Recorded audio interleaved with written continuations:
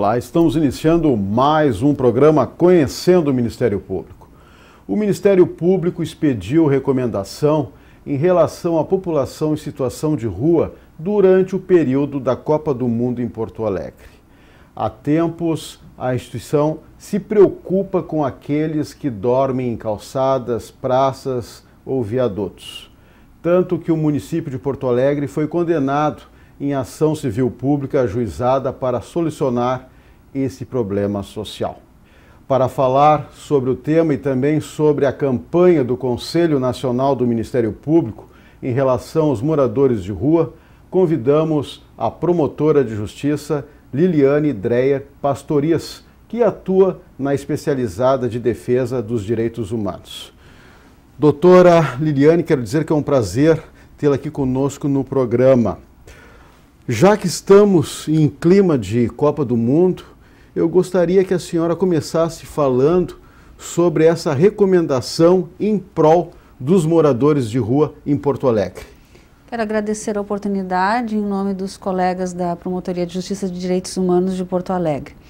Esta recomendação, ela visa, de uma forma multidisciplinar, regulamentar a defesa da população em situação de rua, em situações críticas ou excepcionais, como a Copa do Mundo FIFA 2014.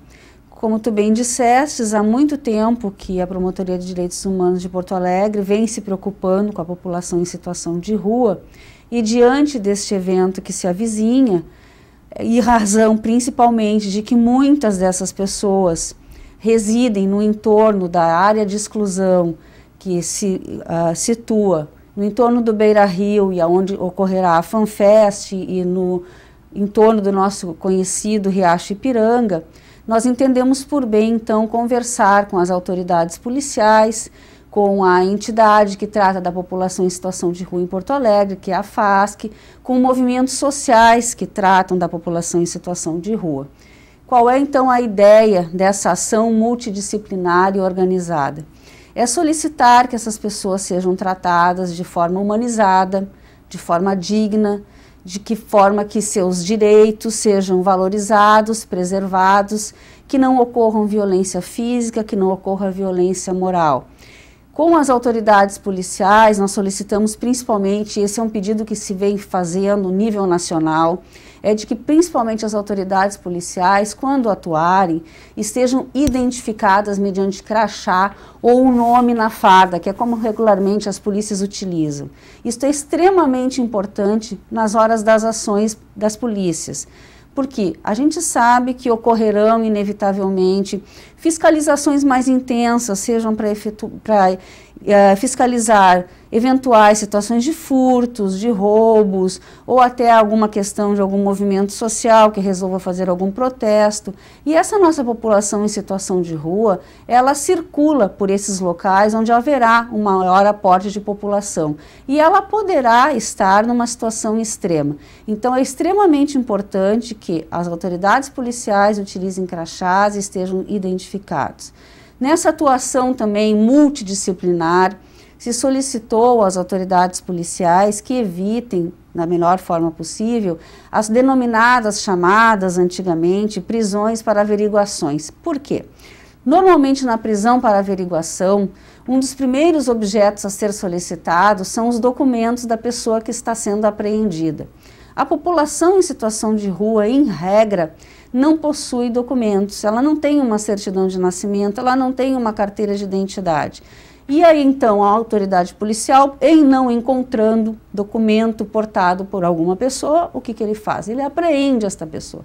Então, a solicitação também é de ter sensibilidade, humanidade e verificar que provavelmente seja se tratando de uma pessoa em situação de rua, que se compreenda que esta pessoa não estará portando documentos. Também, se tratando de população em situação de rua, for apreendida alguém do sexo feminino e houver necessidade de alguma revista, que essa revista seja efetuada por pessoa de mesmo sexo. Então, são várias as situações que se solicitou nas situações de apreensão policial, de revista policial, de situações extremas em que se envolva tanto as autoridades policiais, tanto quanto também a guarda municipal da prefeitura. Já que nós estamos falando nessa relação polícia-moradores de rua, como o Ministério Público avalia essas abordagens da polícia hoje em dia? Pois então, as notícias que nós temos recebido ultimamente, que eu estou encaminhando, algumas inclusive para apreciação das promotorias criminais, são de abordagens em pontos considerados turísticos pela Prefeitura Municipal. É consabido que aqui em Porto Alegre, a nossa população em situação de rua, ela se posta em alguns lugares considerados pontos turísticos, como ali nos arredores da Ponte dos Açorianos, no Laçador, aqui no Centro Histórico de Porto Alegre. As notícias que se tem é de que as autoridades policiais e ou a Guarda Municipal têm, à noite, solicitado de forma não muito humanizada que essas pessoas se retirem desses pontos turísticos. Eles não estão fazendo um processo denominado propriamente de higienização, porque essas pessoas não estão sendo retiradas de um local e colocadas em outro local. Eles estão sendo empurrados, literalmente, dos pontos onde eles estão residindo para algum outro local, ou seja, saiam daqui, porque aqui é um ponto considerado turístico, vocês não podem ficar aqui e se desloquem para algum outro lugar. Essas são as notícias que nós temos recebido sobre as abordagens que vêm ocorrendo já desde então, antes da ocorrência então fática da Copa do Mundo, já há algumas semanas. Há algumas narrativas de violência física, há algumas narrativas já de violência moral, que serão todas apuradas. Por isso mesmo o propósito da recomendação, de que se evite que estas abordagens sejam praticadas com violência física e moral. E também para que, ao fazerem essas abordagens, o que tem que ser feito com a população em situação de rua? Que eles sejam convencidos, então, a se retirar daquele local e a procurar os equipamentos que a Prefeitura Municipal oferece, para que lá fiquem instalados até o fim do evento da Copa do Mundo. Claro. Mas não que sejam retirados dessa maneira. Saiam daqui, desse ponto, e instalem-se em qualquer outro lugar, menos no ponto turístico. Isso não é uma solução, não é uma atitude adequada nem correta. Voltando à questão dessa campanha nacional do Conselho Nacional do Ministério Público, que iniciou agora no final de maio, como a senhora vê campanhas como estas, que, de um modo geral, até aperfeiçoa o trabalho dos ministérios públicos no Brasil? Com toda certeza. O Conselho Nacional está de parabéns por voltar os seus olhos para essa população, que é uma população desprezada, excluída e desprovida.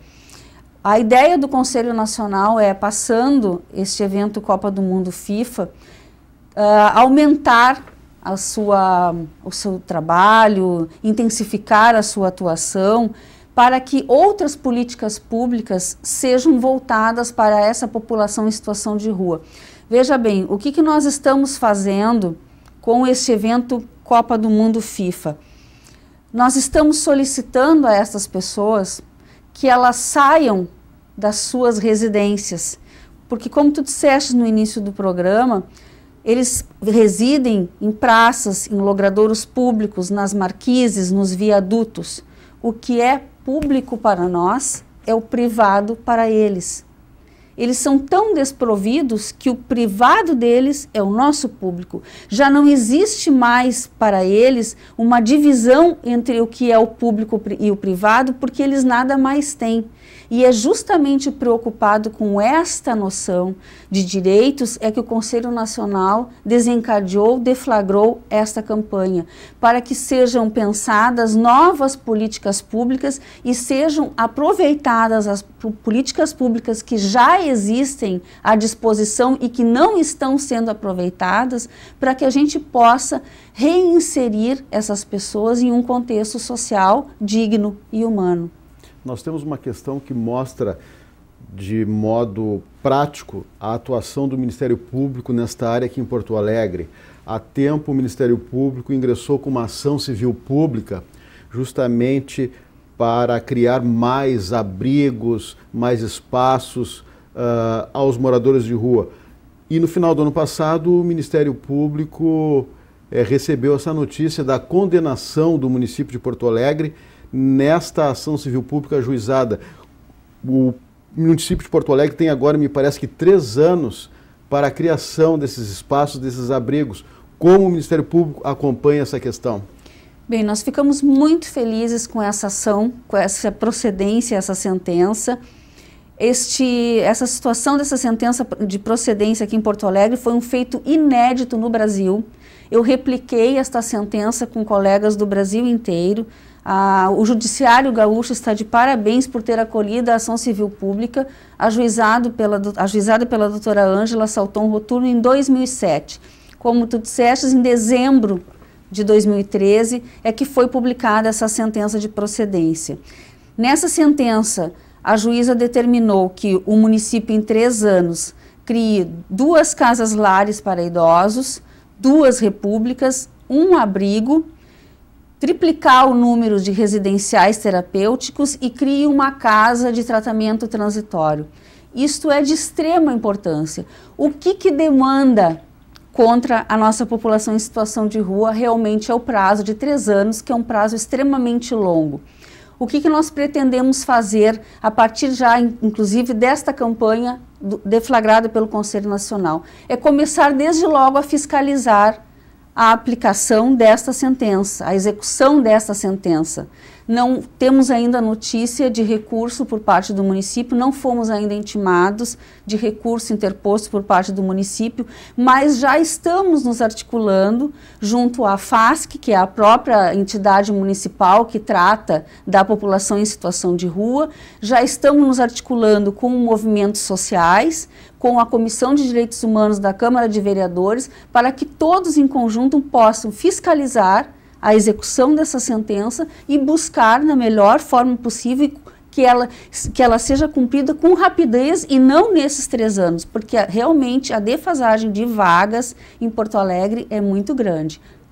Cada cidade no Brasil enfrenta uma dificuldade nesta área. Eu gostaria de saber da senhora qual é a realidade de Porto Alegre em termos de redes de abrigo, de atendimento aos moradores de rua. Pois então, isso está linkado a essa sentença. A rede está defasada. A população em situação de rua de Porto Alegre, ela teve um aporte nos últimos anos. A pesquisa que fundamenta a sentença é de 2011. De 2011 para cá, nós tivemos um aporte de população em situação de rua e a rede continuou defasada, porque a rede tem somente, não é só de abrigos, são albergues, são essas casas de passagem e toda esta rede está com vagas em defasagem. Agora, não sei se a senhora concorda que essa questão de pessoas em situação de rua, ela é bastante ampla, quer dizer, não é só o problema da criação de abrigos, faltam políticas públicas nesta área? Eu não diria propriamente que faltam políticas públicas, faltam novidades, mas também há políticas públicas à disposição e que não são praticadas. Há um problema de gestão, há um problema de cultura nessa questão de práticas de políticas públicas e é justamente essa discussão, esse debate é que o Conselho Nacional pretende colocar a partir dessa semana agora, que ele deflagrou esta campanha, no Brasil todo. É para colocar em prática as políticas públicas já existentes e debater por que elas não estão sendo aplicadas. Por que elas não estão sendo geridas em todos os estados do Brasil e tão somente em alguns? Por exemplo, no estado de Minas Gerais, existe população em situação de rua sendo inseridas no Pronatec. Por que aqui em Porto Alegre nós ainda não temos população em situação de rua sendo inserido no Pronatec?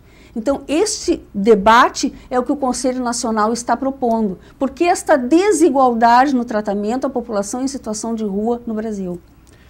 Doutora Liliane, além desta ação civil pública que referimos há pouco e que faz já 7 anos que o Ministério Público ajuizou, como a sua promotoria vem lidando com essa matéria? Eu lhe pergunto, existem muitas queixas, muitas denúncias nessa área?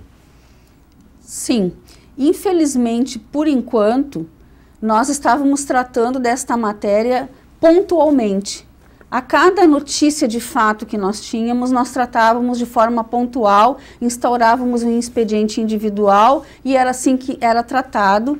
Por quê? Porque a ação já estava ajuizada desde 2007. O expediente que tratou de forma coletiva, ele acompanhou o ajuizamento da ação em 2007. Após este ajuizamento da ação, as situações foram tratadas pontualmente. Agora, com esta conclamação do Conselho Nacional, nós voltaremos, então, a fazer um trabalho coletivo. Foi instaurado, então, um novo inquérito civil a partir desta semana, que será debatida e monitorada toda a ação em defesa da população em situação de rua de Porto Alegre.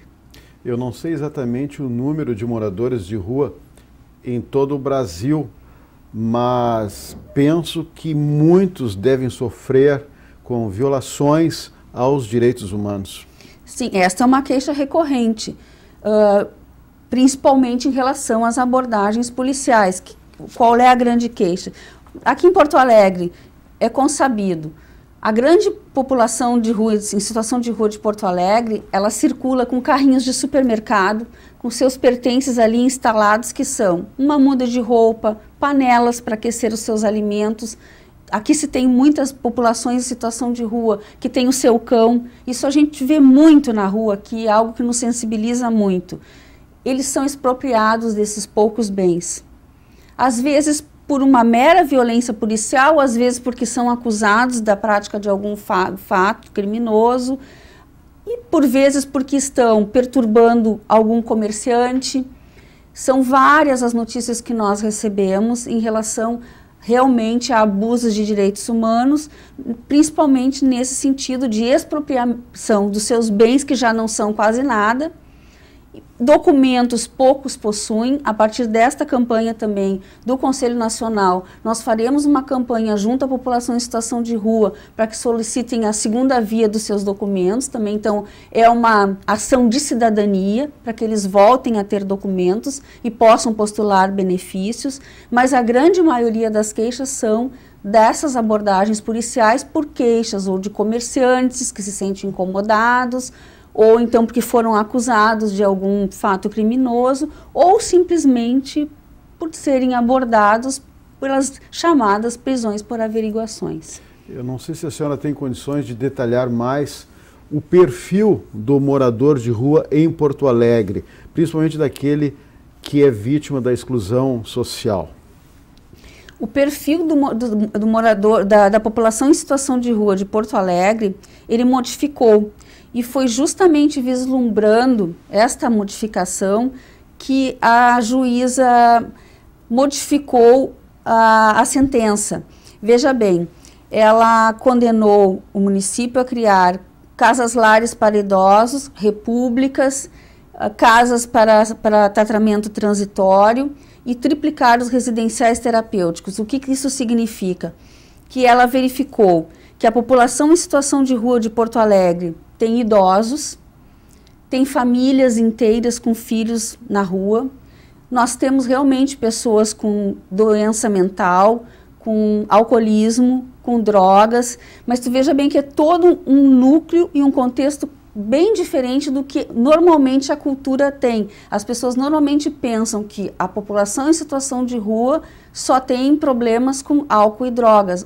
Esta não é mais uma realidade de Porto Alegre. Hoje nós temos, por exemplo, pessoas que se separaram, que se divorciaram, que tiveram que deixar os seus bens com os ex-cônjuges e não tiveram mais condições financeiras de se reinstalar. Estão residindo na rua. Nós temos pessoas que perderam as suas carreiras profissionais por algum motivo e estão residindo na rua. Nós temos elencados nesse rol de pessoas em população de situação de rua, um advogado que exercia a sua profissão, passou por um motivo de ordem pessoal, se desestabilizou e hoje vive na rua em Porto Alegre. Então nós temos um contexto hoje na população em situação de rua de Porto Alegre bem diferente do que a cultura em geral reconhece. A cultura em geral reconhece que só há mendigos e pessoas viciadas em álcool e droga, e isto não é mais a nossa realidade. Me parece que até fizeram uma pesquisa, se eu não me engano, no Rio de Janeiro, e essa pesquisa veio ao encontro justamente do que a senhora está dizendo.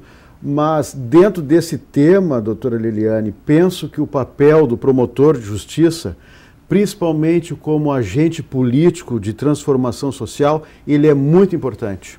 Com certeza, e essa é a nossa ideia a partir dessa campanha do Conselho Nacional, é fazermos reuniões com todas essas entidades envolvidas e começarmos a trabalhar de forma multidisciplinar.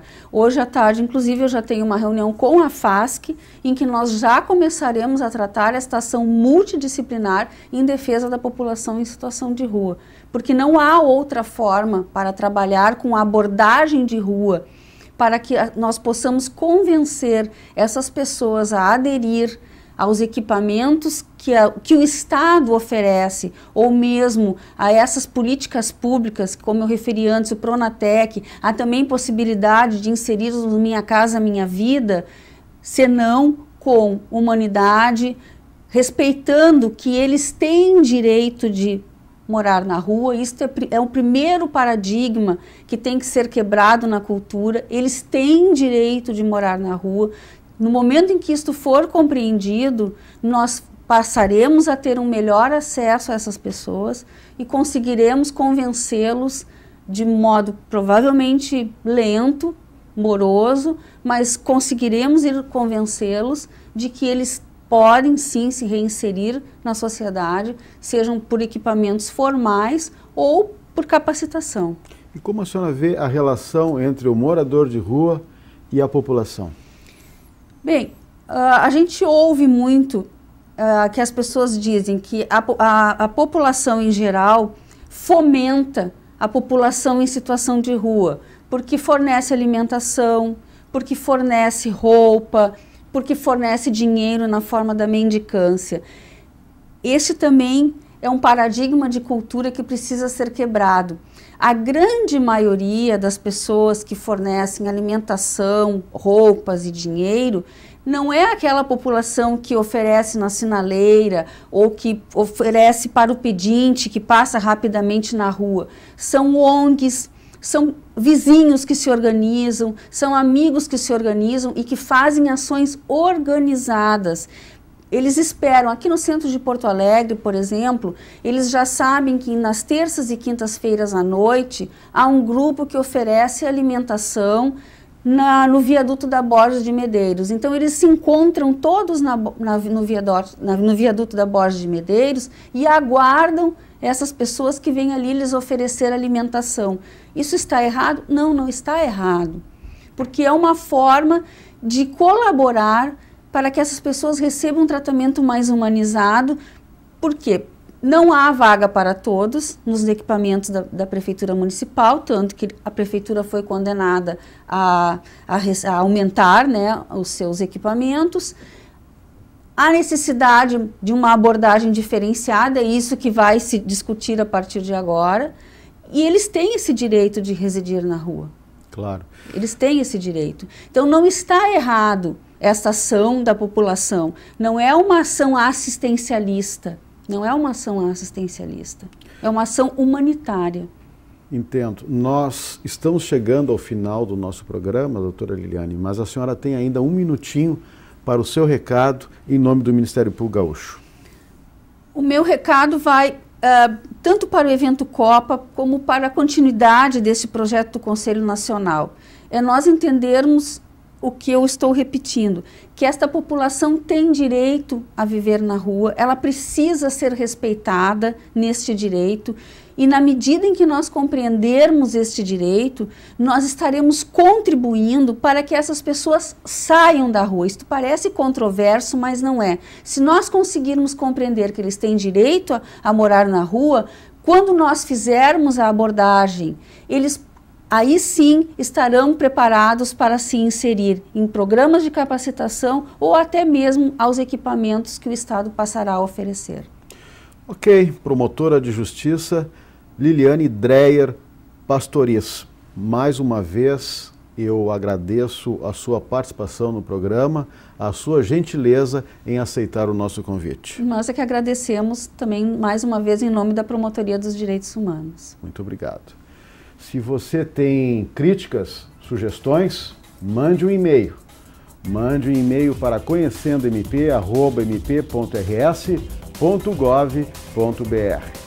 Lembramos também que esse quadro poderá ser revisto em nosso canal no youtube.com/conhecendomp. Na próxima semana, voltaremos com mais um assunto de interesse da população no programa Conhecendo o Ministério Público. Até lá!